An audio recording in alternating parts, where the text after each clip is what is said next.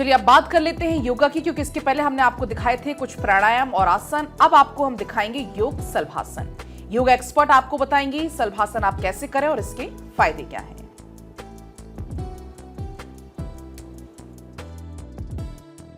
तो सबसे पहला आसन जो हम शल्भासन करेंगे। अब शल्भासन भी हम इजी वे से सीखेंगे, बिकॉज जिनकी कमर में दर्द है वो पैर को पूरा ऊपर तक लिफ्ट नहीं कर सकते हैं, तो उनके लिए भी क्या है, आप अपने दाएं पैर को उठाएंगे। ज़्यादा ऊपर नहीं उठाना है, बस इतना ही ऊपर उठाना है। श्वास भरते हुए ऊपर, श्वास छोड़ते हुए ज़मीन पे। अब इस प्रक्रिया को भी आपने कम से कम 10 बार करना है। अब ध्यान रहे, जब इस प्रक्रिया को आप करेंगे तो आपका जो ये बटक वाला पोर्शन है ये इस तरफ गिरना नहीं चाहिए। जैसे कि मैं अगर आपको गलत करके दिखाऊं तो ये इस तरीके से ये टर्न नहीं होना चाहिए। आपके जो दोनों पेल्विक रीजन, दोनों बटक से वो एक लाइन में, ऊपर और नीचे। जितने में आपके बटक दोनों लाइन में रहे उतना ही पैर को ऊपर उठाना है, उसके आगे नहीं उठाना है। तो 10 बार एक पैर से करने के बाद अब हम दूसरे पैर से अभ्यास शुरू करेंगे। श्वास भरते हुए ऊपर, श्वास छोड़ते हुए नीचे। ये अभ्यास बहुत ही लाभकारी है। आपकी जो ये बटक की जो मसल्स होती है, जिनको साइटिका का दर्द रहता है, उनके लिए बहुत लाभकारी है। तो इसको 10 बार ऊपर, 10 बार नीचे। अब अगर आप इसमें कंफर्टेबल हो जाएं तो अब हम दोनों पैरों के साथ करेंगे।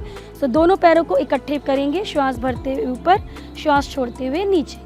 अब इसमें मैक्सिमम लोग जो गलती करते हैं, जब वो पैर उठाते हैं तो अपने घुटनों को ऐसे बेंड कर देते हैं। तो अगर आप घुटनों को बेंड करोगे तो आपकी जो मांसपेशियों पर खिंचाव आना चाहिए वो नहीं आता है। तो आपको अपने उसके लिए क्या करना पड़ेगा, पैर को रखेंगे, अपने पंजों को तेज़ी से प्रेस करेंगे। इतना प्रेस करेंगे कि जो आपका नीचे का भाग है, थाई का घुटना, वो ज़मीन से ऊपर उठ जाएगा। इसको करने के बाद अब आप दोनों पैरों को उठाएंगे ऊपर और नीचे। तो इससे आपका जो घुटना है वो बेंड नहीं होगा और जिस मांसपेशी पे स्ट्रेच आना चाहिए वो अच्छे से आएगा। इसको भी आपने 10 बार करना है। अगला अभ्यास है पेट का अभ्यास। तो उसके लिए हम पहले कमर के बल लेट जाएंगे। हम करने वाले हैं नौका आसन, सुपाइन नौका आसन। अब जिनकी कमर में दर्द है वो अपने पैरों को ज़्यादा ऊपर नहीं उठा सकते हैं और ना ही उठाना है। तो आपको अपने पैरों को ज़मीन से सिर्फ 20 डिग्री लिफ्ट करना है। तो सबसे पहले अपने दाएं पैर को 20 डिग्री लिफ्ट करेंगे। अब यहीं पे ही आपको श्वास भरते हुए पैर को ऊपर उठाना है, श्वास छोड़ते हुए पैर को ज़मीन पे टच करना है। फिर श्वास भरते हुए ऊपर उसी पैर से करेंगे और फिर श्वास छोड़ते हुए नीचे। इस प्रक्रिया को कम से कम आपने 10 बार करना है। तो आप महसूस करेंगे कि जब आप इसको हल्का हल्का कर रहे हैं तो आपके पेट पे हल्का हल्का खिंचाव महसूस होगा। अब इसी को ही दाएं से 10 बार करने के बाद हम दूसरे पैर से भी करेंगे। श्वास भरते हुए ऊपर, श्वास छोड़ते हुए नीचे। ध्यान रहे, जिनको कमर का दर्द है वो पैर को इससे ज़्यादा ऊपर नहीं लेके जाएं, क्योंकि अगर वो इससे ऊपर लेके जाएंगे तो उनके कमर पे प्रेशर पड़ेगा। तो कमर पे किसी तरीके का प्रेशर आपको नहीं लेना है। अब अगर आपको इसमें आप सहज पूर्वक इस पर कर पा रहे हैं तो अब हमने क्या करना है, अपने अपर बॉडी को भी उठाना है।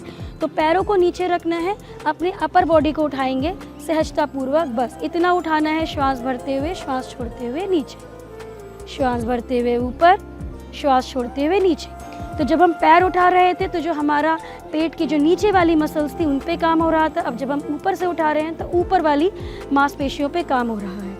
इसको भी हमको, इस अभ्यास को 10 बार करना है। अब हम करेंगे दोनों को साथ में, उसमें हमको रुकना है। तो पहले बॉडी को ऊपर उठाएंगे, अब अपने दोनों पैर को उठा देंगे, ज़्यादा ऊपर नहीं, बस इतना ही करना है।